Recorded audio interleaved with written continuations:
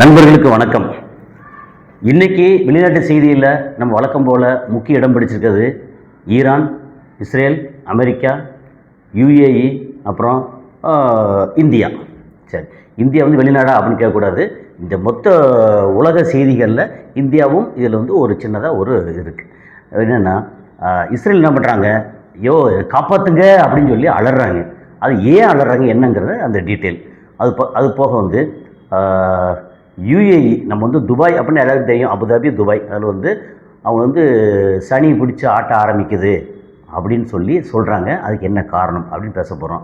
அது போக வந்து நம்ம ஜி இருக்காரே, அவர் வந்து இந்திய மக்களே தயாராகுங்கள் அப்படின்னு சொல்லி பயங்கரமான ஒரு எச்சரிக்கையெல்லாம் கொடுத்துருக்கிறாரு. அந்த எச்சரிக்கை என்ன, இதெல்லாம் பேச போகிறோம். நான் கசாலி டிகோட்ஸ். இது உள்ளூர் அரசியல், உலக செய்திகள், சினிமா, சமுதாய கருத்துக்கள் அனைத்தையும் விருப்பு வெறுப்பு இல்லாமல், சார்பு இல்லாமல் தரவுகளோடு கொடுக்கக்கூடிய ஒரு சேனல். உங்களுடைய ஆதரவு, லைக் பட்டனை கிளிக் செய்து சப்ஸ்கிரைப் செய்து நண்பர்களுக்கு பகிர்ந்து ஆதரவு தாருங்கள். நன்றி. இப்போது ஃபஸ்ட்டு நம்ம என்ன பேச போகிறோம்னா, ஒரு நல்ல ஒரு ஜில்லுன்னு ஒரு விஷயத்தோடு ஆரம்பிப்போம். துபாய், ஷார்ஜா அந்த ஏரியாலெல்லாம், ராசல் கேமா இங்கே ஏரியாலெல்லாம் சரியான மழை பெஞ்சிட்ருக்கு. ரோட்லெல்லாம் தண்ணி வர்ற அளவுக்கு நல்ல மழை பெஞ்சிருக்கு. 2 நாளைக்கு முன்னாடி அங்கே வந்து அந்த கல்பா, அதாவது எப்படின்னா ஃபுஜேரா, கொர்ஃபகான், திப்பா, கல்பா அப்படின்ற அந்த மாதிரி அந்த ரூட்டில் அங்கே வந்து மழை பெஞ்சு மலையிலேருந்து ஒரு மாதிரி வாட்டர் ஃபால் மாதிரி, ஹில்லிலேருந்து வாட்டர் ஃபால் மாதிரி பயங்கரமாக ஊற்றிட்டு இருந்த வீடியோலாம் வந்துச்சு. இப்போ வந்து நம்ம நண்பர்கள் பேசும்போது அங்கே துபாய், ஷார்ஜா பயங்கரமான மழை. ஷார்ஜாவில் வந்து ரோட்டில் தண்ணி தேங்க ஆரம்பிச்சிருக்கு அப்படின்ற அளவுக்கு சொன்னாங்க. ஏன்னா அங்கே வந்து ட்ரைனேஜ் சிஸ்டம் வந்து கொஞ்சம் பூவராக இருக்கும் ஷார்ஜாவில். துபாயில் வந்து போன வருஷமே கொஞ்சம் டெவலப் பண்ணியிருக்காத கேள்வி. சரி, அது ஒரு ஜில்லுன்னு ஒரு விஷயம். ஓகே, இப்போ என்னென்னா, அபுதாபியில் இந்த மாதிரி இன்றைக்கி இந்த மாதிரி மிசைல் அதை இன்டர்செப்ட் பண்ணி அதிலேருந்து அந்த பார்ட்ஸு கீழே விழுந்து ஒரு இந்தியனுக்கு வந்து காயம் அப்படின்னு சொல்லியிருக்காங்க. ஸோ மற்றபடி மரணம் எதுவும் இல்லை, பட் காயம் அடைஞ்சிருக்கு. ஏன்னா மேலேருந்து விழும்போது சாதாரணமாக சில நேரம் வந்து நம்ம ஐஸ் கட்டி மலையில் வந்து ஐஸ் கட்டி கொஞ்சம் பெருசாக இருந்து மண்டையில் விழுந்தாலே காயம் போடும். அப்போ இது வந்து அடிபட்டு அதில் ஒரு சின்ன பீஸ் விழுந்தாலே அவ்வளோ உயரத்துலேருந்து விழுந்தால் என்ன நடக்கும்? ஸோ அந்த மாதிரி காயம் வந்து பட்டிருக்கு. அவர் என்ன ஆச்சுன்னு தெரியல, பட் வந்து உயிருக்கு பயம்னு சொல்கிறாங்க, காயம் இருக்குன்னு சொல்கிறாங்க. இது ஒரு செய்தி. இப்போ வந்து ஒரு ஸ்டேட்மெண்ட், அதை வந்து நான் அப்படியே வாசிக்கிறேன். ஈரான் எதிரி என்பதையும் சுதந்திர உலகத்திற்கு ஆபத்தானது என்பதையும் கடந்த 48 மணி நேரத்தில் மீண்டும் நிரூபித்துள்ளது. உலக தலைவர்களிடம் நான் கேட்கிறேன், நீங்கள் எதற்காக காத்திருக்கிறீர்கள்? இஸ்ரேல் தனக்காக மட்டும் போராடவில்லை, உங்கள் அனைவருக்கும் போராடுகிறது, சேர்த்து தான் போராடுகிறது அப்படின்னு நெத்தன்யாகு அவர் சொன்னது வந்திருக்கு. அது நெத்தன்யாகு சொன்னதா அல்லது நெத்தன்யாகுவோட ஏஐ சொன்னதான்னு தெரியாது. ஏன்னா இன்னும் அந்த சந்தேகம் இருக்குது. அவர் வந்து அராதில் போய் அந்த இதில் டிமோனா அராத், அந்த அராதுன்ற இடத்துல போய் அங்கே பார்த்து பயங்கரமாக பேசுகிறாரு.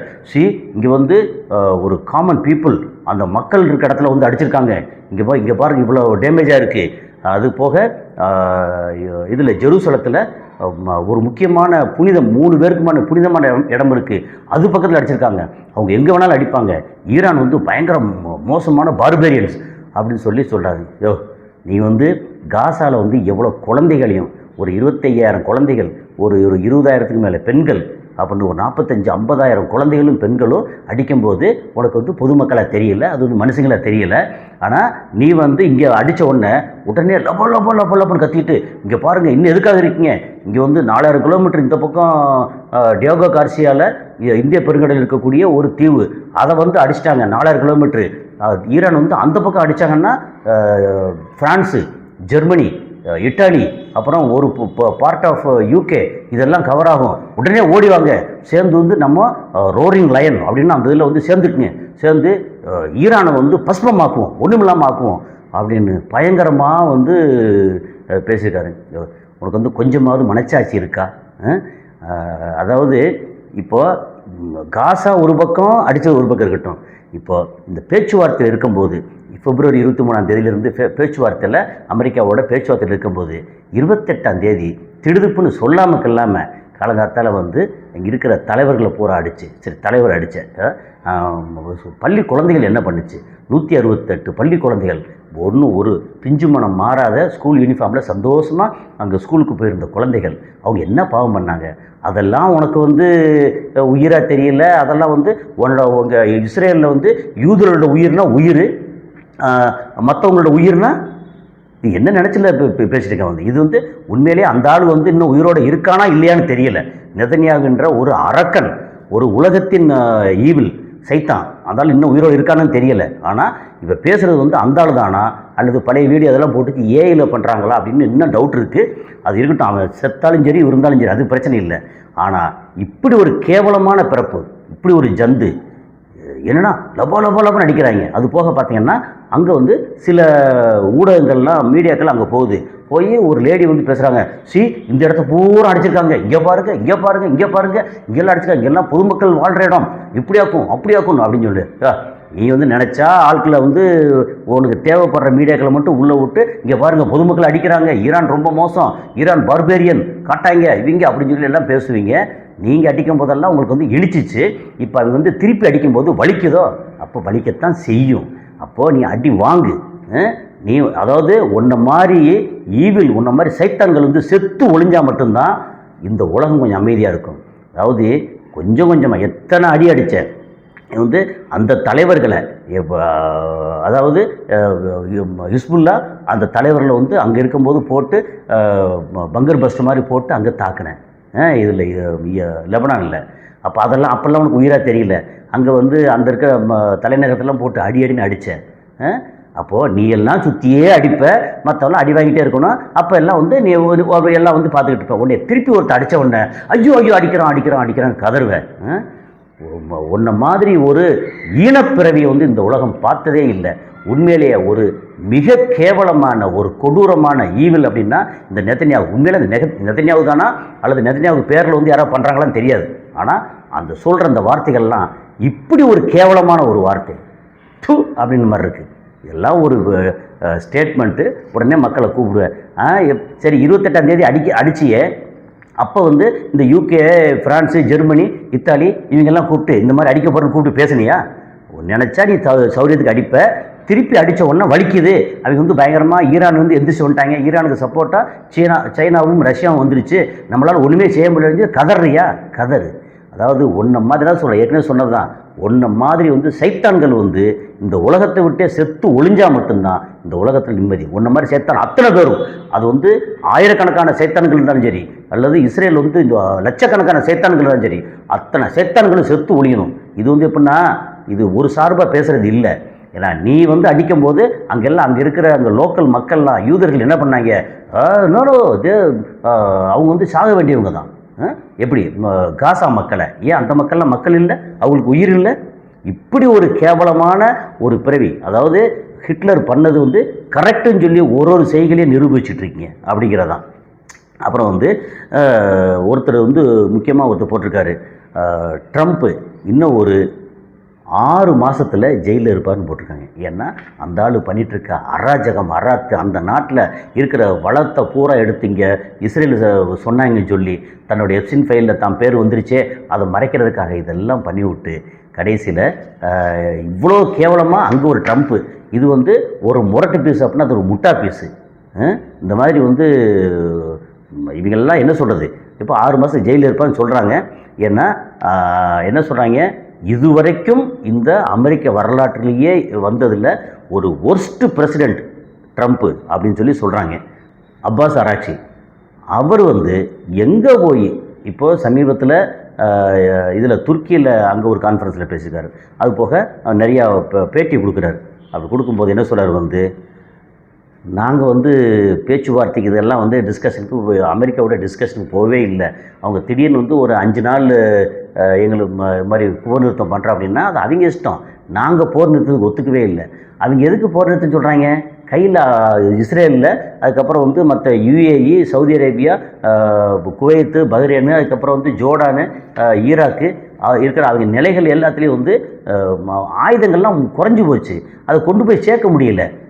அதனால் இந்த 5 நாள் சீஸ்ஃபயர் அப்படின்னு சொல்லிட்டு அவங்க ஆயுதங்களை பூரா நிரப்புறதுக்கான ஒரு வழி பார்க்குறாங்க. நாங்கள் அதுக்கு உடன்படவில்லை, வி ரிஜெக்ட் சீஸ்ஃபயர் அப்படின்னு ரொம்ப அழுத்தம் திருத்தமாக அழகாக சொல்லியிருக்காரு.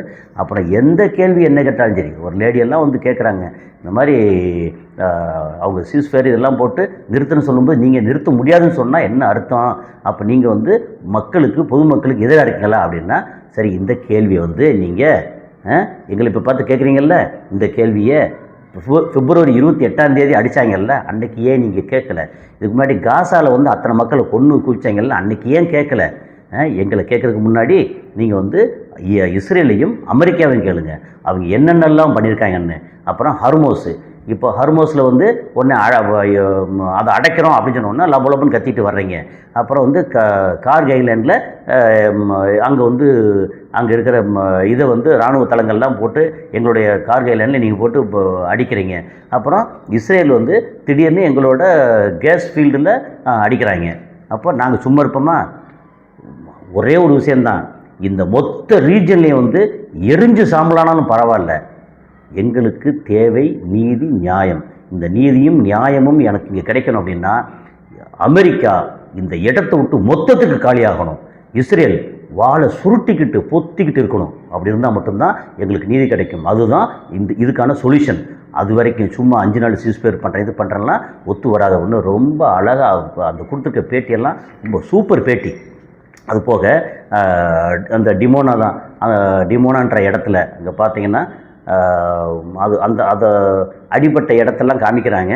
அது சில வீடியோக்களில் பார்த்தா அந்த அவங்களுடைய அணு ஆராய்ச்சி அப்படின்னு சொல்லி அது வந்து எப்படின்னா அது ஒரு கலன் மாதிரி இருக்கும். நான் வந்து இங்கே கல்பாக்கத்தில் ப்ராஜெக்ட் பண்ணும்போது நாங்கள் பாமினின்னு ஒரு புது உற்பத்தி நிலையம் இருக்குது, அதாவது மேப்ஸ்ன்னு சொல்லி ஒன்று இருக்குது. அதாவது ஐஜிகார்னு ஒன்றுங்கிறது வந்து ஆராய்ச்சி நிலையம், இந்திரா காந்தி அட்டாமிக் ரிசர்ச், அது ஐஜிகார்.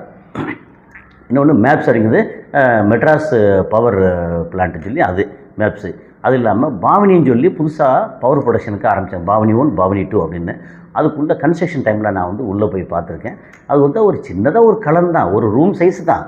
அதில் தான் வந்து அந்த ரியாக்டர் எல்லாம் வேலை செய்யுது. அது போக அதை வந்து கண்ட்ரோல் பண்ணுறதுக்கு இதெல்லாம் நிறைய சொன்னாங்க, நல்ல ரொம்ப சுவாரஸ்யமாக இருந்துச்சு. அதைத்தான் வந்து நேற்று டிமோனாலேயும் இதில் ஆராதனை நினைக்கிறேன் அங்கேயே வந்து காமிச்சாங்க. அந்த வீடியோலாம் பார்த்தீங்கன்னா அப்போது நீ இதுவரைக்கும் வெளியில் காமிக்காமல் அந்த இன்டர்நேஷ்னல் அட்டாமிக் ஏஜென்சி இருக்காங்க இல்லையா, அவங்ககிட்ட வந்து அவங்கள அலோவ் பண்ணாமல் நீ வந்து இஷ்டத்துக்கு அமெரிக்கா பின்னாடி இருக்கான்னு சொல்லிட்டு இஷ்டத்துக்கு ஆடினேன். இன்றைக்கி கரெக்டாக அந்த இடத்த குறி வச்சு ஈரான் அடித்த உடனே லபோன்னு கத்திக்கிட்டு இருக்கேன். ஸோ இந்த அங்கே இருக்க மீடியாக்கள்லாம் சில மீடியாக்கள் மட்டும் வந்துட்டு இங்கே பார்த்தீங்களா மக்களே, உலகமே பார்த்தீங்களா அப்படின்னு இந்த மீடியாக்கள் கதறுது. அது பெய்டு மீடியா. அந்த மீடியா பற்றி சொல்ல ஒன்றும் இல்லை, ஏன்னா இங்கே காசு கொடுத்தா அவங்க பற்றி பேசுவாங்க, வேற ஒரு காசு கொடுத்தா மாற்றி பேசுவாங்க, அவ்வளோதான். ஏன்னா மீடியாக்கள் வந்து எப்படின்னா நேர்மையான மீடியாக்கள்ங்கிறது ரொம்ப ரொம்ப ரொம்ப குறைவாக இருக்குது. அது போக ரொம்ப முக்கியமாக இது வந்து நம்ம துபாய்க்கு பிடிச்ச சனின்னு சொல்லி ஒன்று சொன்னோமா. துபாய் என்ன யுஏஇ, மொத்தம் யுஏஇக்கு பிடிச்ச சனி என்னென்னா அவங்க வந்து ஈரான் அரசை வந்து பயங்கரவாதிகள் அப்படின்னு அறிவிச்சிருக்காங்க அப்படின்னு ஒரு தகவல் வந்துச்சு. அந்த அறிவிப்பு வந்து கரெக்டான அறிவிப்பாக இருந்தால் அவங்க நாக்கில் சனின்னு அர்த்தம். ஏன்னா ஈரான் வந்து இதுக்கு முன்னாடி இங்கே அடிக்கவே இல்லை, அந்த மற்ற எந்த இதையும் அடிக்கவே இல்லை. ஈரான் சும்மா இருந்த ஈரானை அமெரிக்காவும் இஸ்ரேலும் சேர்ந்து அடித்தாங்க. அப்போ அமெரிக்கா தளத்தை தான் முதலிங்க அடித்தாங்க. அப்போ அவங்களுக்கு வந்து தளத்தை கொடுப்பேன், பணத்தை கொடுப்பேன், எல்லா வசதியும் கொடுப்பேன், இங்கேருந்து அடிக்க விடுவேன். அப்போ ஈரான் வந்து சும்மா இருப்பாங்களா? ஈரான் சொம்பைகளா? அடி வாங்கு. அப்போ திரும்ப அவங்க எல்லாம் வந்து இப்போ பயங்கரவாதிகள் அப்படின்னு சொல்லி ஈரான் அரசை வந்து பயங்கரவாதின்னு சொன்னேன்னா திருப்பி அடிப்பான். பயங்கரவாதி என்ன செய்வான்? பயங்கரமாக அடிப்பான். அப்போது இன்னும் வந்து யுஏஇ கையில் வந்து ஆயுதங்கள் இல்லாத அமெரிக்காவை டிபெண்ட் பண்ணியிருக்கணும். அமெரிக்கா வந்து அவன் ஆட்களை பூரா எடுத்து ஓடி போயிடுறாங்க. அவன் தன்னையும் காப்பாற்றலை, அப்புறம் அவன் நம்பி இருந்த இஸ்ரேலையும் காப்பாற்றலை, அப்புறம் இவனுக்கு இடமும் பணமும் கொடுத்து ஆதரித்த அரபு நாடுகளையும் காப்பாற்றலை. அமெரிக்காவை நம்பி போனால் நட்டாத்தில் இருக்கணும் அப்படிங்கிறது தான். அது நேற்று வந்து ஒருத்தர் ஒரு முக்கியமான ஒரு நாட்டில் சைனாவோ ஏதோ ஒரு நாட்டிலேருந்து ஒருத்தர் சொல்லியிருந்தார், நீங்கள் நல்லா இருக்கணும், உங்களுக்கு வந்து பாதுகாப்பு வேணும்னா முதல் காரியமாக நீங்கள் பண்ண வேண்டியது அமெரிக்காவை உங்கள் நாடுகள்லேருந்து வெளியேற்றுங்க அப்படிங்கிறது தான். அதை பண்ணாங்கன்னா தான் கரெக்டாக இருக்கும். இல்லைன்னா அந்த நாக்கில் சனியை உட்காந்து சதுராட்டம் ஆடத்தான் செய்யும். அது ஆடுதா? அப்போ என்னாகும்? நமக்கு இப்போ குறிப்பாக இந்தியர்களுக்கு, அதுவும் தென்னிந்தியர்களுக்கு, ரொம்ப குறிப்பாக தமிழ்நாடு கேரளா மக்களுக்கு அங்கே நிறைய இன்வெஸ்ட் பண்ணியிருக்காங்க, நிறைய வேலை பார்க்குறாங்க. சின்ன சின்ன கம்பெனிலேருந்து பெரிய கம்பெனி வரைக்கும் நிறைய வச்சுருக்காங்க. நம்ம அரசியல்வாதி பெரிய இண்டஸ்ட்ரியலிஸ்ட் அவங்க பணம் வந்து துபாயில் நிறைய கிடக்கு. கோடிகளில், பல நூறு பல ஆயிரம் கோடிகளில் அங்கே பணம் கிடக்கு. அது வந்து துபாய் வந்து நல்லா இல்லை, ரொம்ப மோசமாக போகுது அப்படின்னா நமக்கும் பெரிய இழப்பு. ஸோ துபாய் நாக்கில் உட்கார்ந்த சனி வந்து, துபாய் யுஏஇ நாக்கில் உட்கார்ந்த சனி வந்து நம்மளையும் நேரடியாகவும் மறைமுகமாகவும் பாதிக்கும் அப்படிங்கிறது தான் இதோட அர்த்தம். அதுக்கப்புறம் வந்து இவர் அப்பாஸ் ஆராய்ச்சி வந்து அடுத்து ஒரு முக்கியமான விஷயம் சொல்லியிருக்காரு. நீங்கள் எப்படி திடீர்னு வந்து ஹார்மோஸில் டோல் வசூல் பண்ணுறீங்க அப்படின்னு சொல்லி கேட்டதுக்கு என்ன சொல்கிறார் வந்து, அவர் ரொம்ப கூலாக சொல்கிறார். சார், இப்போது ஈஜிப்ட் வந்து சுயஸ் கால்வாயில் போகிறதுக்கு ஒரு 2 லட்சம் திராம்லேருந்து 7 லட்சம், 2 லட்சம் டாலர்லேருந்து 7 லட்சம் டாலர், அப்போ கிட்டத்தட்ட 1 கோடி ரூபாயிலேருந்து 10 கோடி ரூபா வரைக்கும் அவங்க வந்து வசூல் பண்ணுறாங்க. அந்த கப்பலோட சைஸு இதெல்லாம் பொறுத்து வசூல் பண்ணுறாங்க. பனாமா வந்து ஒரு 1 லட்சம் டாலர், அதுக்கிட்ட 90 லட்ச ரூபா, அதிலிருந்து 5 கோடி ரூபா வரைக்கும் வசூல் பண்ணுறாங்க. துருக்கியோட போஸ்பரஸ் ஸ்ட்ரெயிட், அங்கே வந்து ஒரு சின்னதாக ஒரு ஸ்ட்ரெயிட் ஒன்று இருக்குது, அதுக்கு வந்து சார்ஜ் பண்ணுறாங்க. கனடா வந்து செயின்ட் லாரன்ஸ் சீவே அப்படின்னு அதுக்கு சார்ஜ் பண்ணுறாங்க. அமெரிக்கா அதே அங்கே இருக்கிற செயின்ட் லாரன்ஸ் சீவேன்ற இந்த சைடில் அவங்களும் சார்ஜ் பண்ணிகிட்ருக்காங்க. ஆனால் பல பத்தாண்டுகளாக ஈரான் சார்ஜே வேண்டாம் அப்படின்னு ரெஃப்யூஸ் பண்ணது. இத்தனைக்கும் எங்களை வந்து அவமானப்படுத்தியிருக்கீங்க, அப்புறம் பொருளாதார தடை விதிச்சிங்க, எங்களுடைய சொத்தை பூரா வளத்தை பூரா அங்கங்கே ஃப்ரீஸ் பண்ணி வச்சிங்க, எங்களுடைய கப்பலை பூரா வந்து அங்கங்கே தடுத்து நிறுத்தி வச்சுருக்கீங்க. இப்போ வரைக்கும் இந்தியாவில் வந்து ஈரானோட 3 ஷேடோ ஃப்ளீட்னு சொல்லி என்னது மறைமுகமான கப்பல், அதை வந்து இந்தியா பிடிச்சி வச்சுருக்கு. ஸோ இவ்வளோ தூரம் எல்லாம் பண்ணீங்க, உலகத்தில் பூரா எங்களை பூரா அவமானப்படுத்தி அவ்வளோ தூரம் ஒதுக்கி வச்சு, அண்ணந்தண்ணி புழங்க விடாமல் ஒதுக்கி வச்சு எல்லாம் பண்ணீங்க. அப்போவும் நாங்கள் இதுக்கு டோல் வசூல் பண்ணலை. ஆனால் இப்போ சொல்கிறோம், இனி நாங்கள் வசூல் பண்ணுவோம். எவ்வளோ தெரியுமா? ஒரு கப்பலுக்கு $2 பில்லியன், அதாவது 18.8 கோடி, கிட்டத்தட்ட 20 கோடி ரூபா. ஒரு கப்பல் வரணும் 20 கோடி ரூபா. மற்றவங்களாம் 10 கோடி 5 கோடி 2 கோடி அப்படின்னு மற்ற இடங்களில் வசூல் பண்ணுறாங்க இல்லையா?